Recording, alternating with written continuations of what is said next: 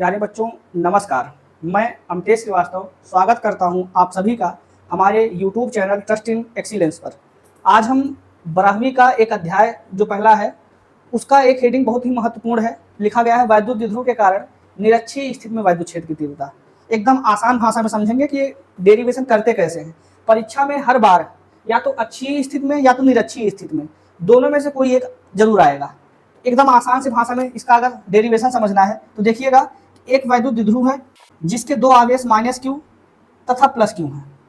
फिर से मैं बोलता हूं, एक वैद्युत द्विध्रुव है जिसके दो आवेश माइनस क्यू तथा प्लस क्यू हैं। इसके मध्य बिंदु O से निरक्ष में, निरक्ष का मतलब लंबवत, मध्य बिंदु O से निरक्ष में r दूरी पर स्थित एक बिंदु P है। फिर से, एक वैद्युत द्विध्रुव जिसके दो आवेश माइनस क्यू तथा प्लस क्यू हैं, मध्य बिंदु O से r दूरी पर स्थित एक बिंदु P है। ये r दूरी पर स्थित बिंदु जो P है वो किस अवस्था में है? निरक्ष अवस्था में है, अर्थात कि यहाँ से ये लंबवत है। इस बिंदु P पर वैद्युत क्षेत्र की तीव्रता ज्ञात करनी है। तब अगर इस पर ज्ञात करनी तो इसके लिए दोनों आवेश दूरियां पता होनी चाहिए। देखिएगा, द्विध्रुव की लंबाई होती है 2l। वैद्युत द्विध्रुव की पूरी लंबाई कितनी होती है? 2l। तो मैं 2l का आधा करूंगा तो यहाँ पर कितना प्राप्त होगा? l। और यहाँ पर भी कितना प्राप्त होगा? l। ठीक। दूसरी बात, अगर मैं इस माइनस क्यू से P की दूरी लिखूं, इस माइनस क्यू से P की दूरी कितनी होगी? तो देखिएगा, ये 90 अंश है। तो 90 अंश का अगर कोई त्रिभुज है तो 90 अंश के त्रिभुज के लिए ये किसका 90 अंश के सामने वाली भुजा कर्ण, ये अगर थीटा किसके सामने वाली भुजा लंब, जो बचा वही क्या है? आधार। ठीक, अर्थात आधार का मान l है, लंब का मान r है, कर्ण ज्ञात करना है। कर्ण बराबर क्या होता है? कर्णी में लंब का वर्ग धन आधार का वर्ग। तो कर्णी में लंब का वर्ग मतलब r स्क्वायर प्लस आधार का वर्ग मतलब l स्क्वायर। इसी प्रकार से इस P से Q की दूरी या Q से P की दूरी ये कितनी होगी?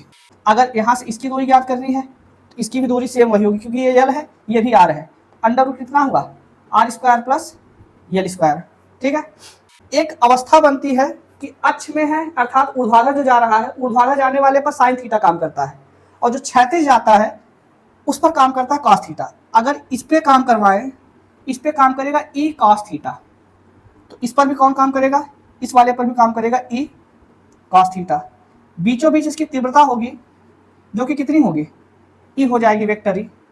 यहाँ से बना हुआ कोण थीटा, यहाँ से भी बना हुआ कोण थीटा। यदि ये थीटा है तो यहाँ पर भी कोण कितना होगा? थीटा होगा। ठीक, ये वाला कोण भी सेम उसी त्रिभुज से है तो इसका भी कोण थीटा होगा। ये हुआ 36 की बात। अगला, अगर ऊर्ध्वाधर गया होता, ये ऊर्ध्वाधर जाता तो सीधा जाता, तो सीधा जाता तो ये बनता ई साइन थीटा। जब ये ई साइन थीटा, ऊर्ध्वाधर नीचे भी यही आता, ऊर्ध्वाधर नीचे आने की अवस्था में ये कितना होता? ई साइन थीटा। अर्थात ऊपर भी ई साइन थीटा, नीचे भी ई साइन थीटा, समान और विपरीत दिशा में है। जैसे ऊपर जाएगा +2, नीचे जाएगा तो -2। एक एग्जाम्पल, दोनों का कुल मान कितना होगा? 0।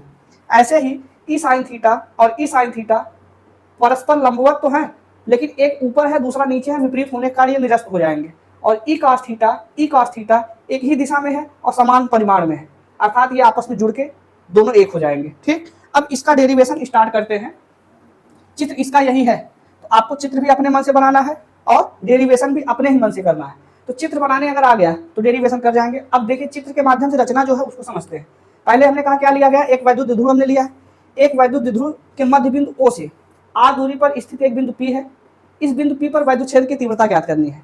दोनों आवेश से दूरियां इसकी समान है, क्या है? √r square plus l square. ठीक, अगर मैं इसको पूरा का पूरा अगर कॉन्सेप्ट के साथ बोलूं तो यही बोल सकता हूं, माना एक वैद्युत द्विध्रुव जिसके दो आवेश -q तथा +q हैं, जिसके मध्य बिंदु O से r दूरी पर स्थित एक बिंदु P है, जिसकी दोनों आवेशों से दूरियां √r square plus l square है। ठीक, जिस पर हमें वैद्युत क्षेत्र की तीव्रता ज्ञात करनी है। आपको इसके पहले वैद्युत क्षेत्र की तीव्रता का फार्मूला E बराबर कितना बताया गया? 1/4πε0 Q/r स्क्वायर। बस यही कॉन्सेप्ट उठाइए और फटाफट डेरिवेशन स्टार्ट करिए। तो अगर मैं कहूं कि -q आवेश के कारण बिंदु P पर वैद्युत क्षेत्र की तीव्रता, फिर से -q आवेश के कारण बिंदु P पर वैद्युत क्षेत्र की तीव्रता तो कितनी होगी? E1 बराबर 1/4πε0। आवेश को हमने -q लिया है बटे, तो -q से P तक की दूरी लेंगे जो कि कितनी है? √r स्क्वायर प्लस, हमें दूरी का वर्ग रखना है, तो दूरी का वर्ग अर्थात कि किसी रूट वाली संख्या का जब मैं वर्ग निकालता हूं तो वो रूट हटता है केवल। अर्थात अगर इसका वर्ग निकाला जाए तो केवल रूट हट जाएगा, तो बचा क्या, R square plus L square. Same इसी प्रकार से प्लस क्यू आवेश के कारण अगर लिखना हो तो प्लस क्यू आवेश के कारण बिंदु P पर वैद्युत क्षेत्र की तीव्रता, वैद्युत क्षेत्र की तीव्रता कितना होगा, E2 बराबर 1/4 पाई एप्सिलॉन नॉट। आवेश को इस बार कैसा लिया जा रहा है, प्लस क्यू, तो प्लस क्यू से P की दूरी कितनी है, प्लस क्यू से P की दूरी वही सेम है, तो वही सेम का अर्थात R square plus L square हुआ। ठीक, समीकरण 1 और समीकरण 2, अगर दोनों में थोड़ा सा भी अंतर है, केवल माइनस प्लस का अंतर है, और माइनस प्लस का अंतर अगर दोनों का मैं मॉड निकाल लूँ तो ये अंतर बराबर हो जाएगा। जैसे अगर कोई चीज मॉड एक्स में, मॉड में माइनस एक्स है तो उसका मान भी एक्स आएगा, मॉड भी एक्स है तो वो भी एक्स रहेगा, अर्थात कोई चीज मॉड के अंदर है बाहर निकलने के बाद वो प्लस बन जाता है। यहाँ पर वही कॉन्सेप्ट काम करेगा। समीकरण 1 व 2 से आपने ये स्पष्ट किया, अगर मैं मॉड ऑफ E1 लूँ या मॉड ऑफ E2 लूँ, दोनों आपस में बराबर होंगे। दोनों का मैं E1 E2 नाम ही झंझट खत्म करके केवल क्या रख दिया जाए, दोनों का नाम वेक्टर E रख दिया जाए, तो आया E1 बराबर E2 बराबर वेक्टर E, जो कि कितना होगा 1/4 pi epsilon naught. Plus minus का झंझट हटा, केवल क्या लिखेंगे, Q अपॉन में R square plus L square. मुझे E का मान प्राप्त हुआ। ठीक, अब अगला कॉन्सेप्ट ये है, ई साइन थीटा निरस्त हो गया है, लेकिन ये निरस्त हुआ है ना, कॉस थीटा में निरस्त हुआ है।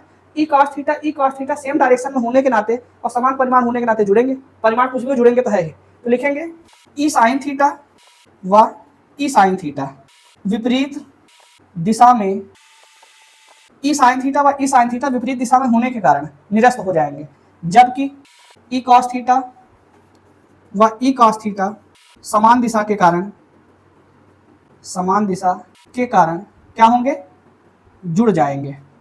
ठीक, हमने लिखा ई साइन थीटा एक ऊपर है दूसरा नीचे, अपोजिट होने के कारण कटे, ई कॉस थीटा अपोजिट नहीं है समान दिशा में, इसलिए ये जुड़ जाएंगे। तब वेक्टर ई का मान किसके बराबर आएगा, E cos theta plus E cos theta, अर्थात ई बराबर कितना आया 2e कॉस थीटा, कितना आया 2e।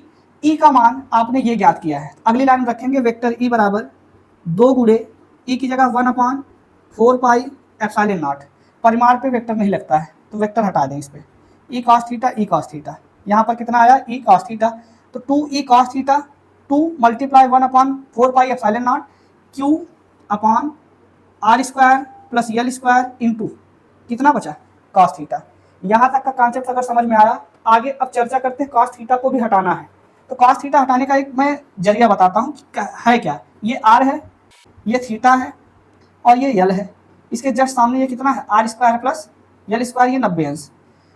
तो आपने एक फार्मूला लाल बटे कक्का का पढ़ा होगा, लंब बटे कर्ण आधार बटे कर्ण लंब बटे आधार।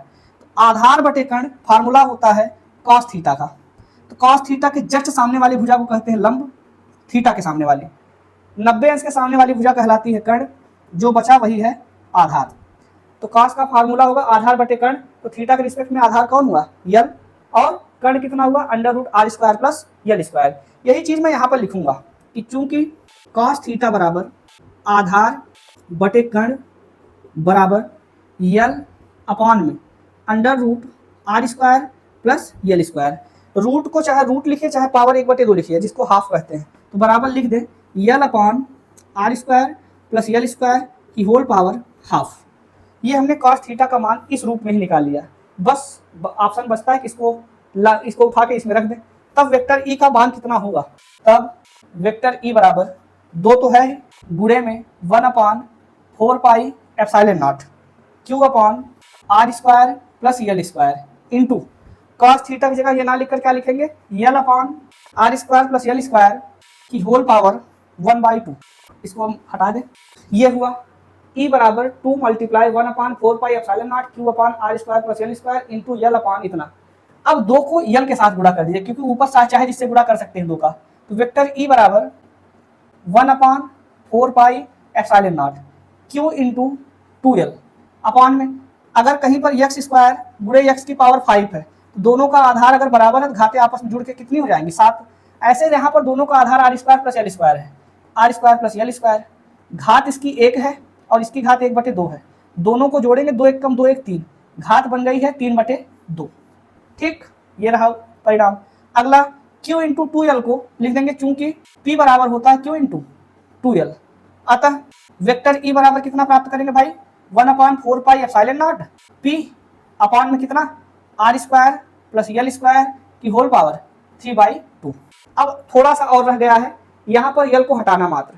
L जो होता है ना वो एकदम अल्प दूरी, क्योंकि 2L ही अत्यंत अल्प दूरी होती है, तो 2L का आधा भी L है, तो R की तुलना में L इतना छोटा होता है कि हम फिजिक्स में ऐसे मानों को गणना नहीं रखते करते हैं पढ़ने के लिए। तो यहाँ पर वही चीज हो जाएगा कि चूंकि R is greater than L, इसलिए L टेंड्स टू 0।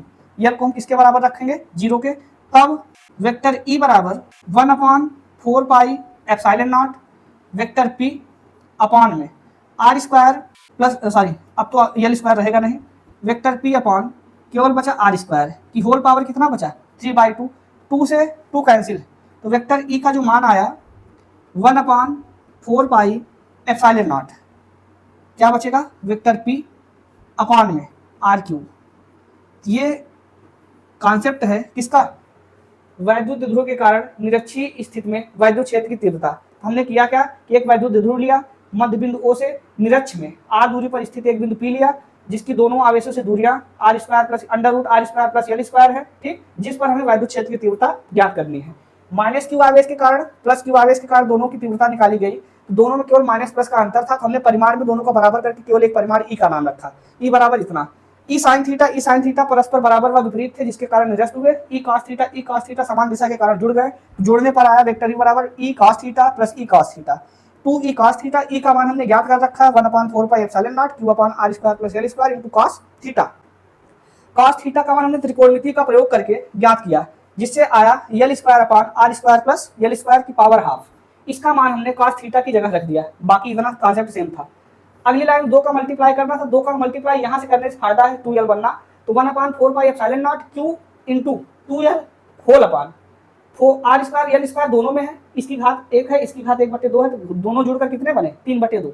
यहाँ पर हमने अगली लाइन में ये देखा कि Q इंटू 2L मिलकर P लिख सकते हैं मिलाकर, तो लिखा गया। फिर अगली लाइन में L स्क्वायर बड़ी छोटी दूरी है, तो ना रखकर हमने केवल इसको किसके बराबर रखा 0 के, तो यहाँ पर आया E बराबर 1/4 pi epsilon not vector P upon R square की होल पावर 3/2। स्क्वायर से नीचे पावर मतलब नीचे बेस इसका 2 कट गया, तो पावर कितना बचा 3। E बराबर 1/4 pi epsilon not vector P upon R cube. ये है वैद्युत द्विध्रुव के कारण निरक्षीय स्थिति में वैद्युत क्षेत्र की तीव्रता। स्क्रीनशॉट ले लीजिए।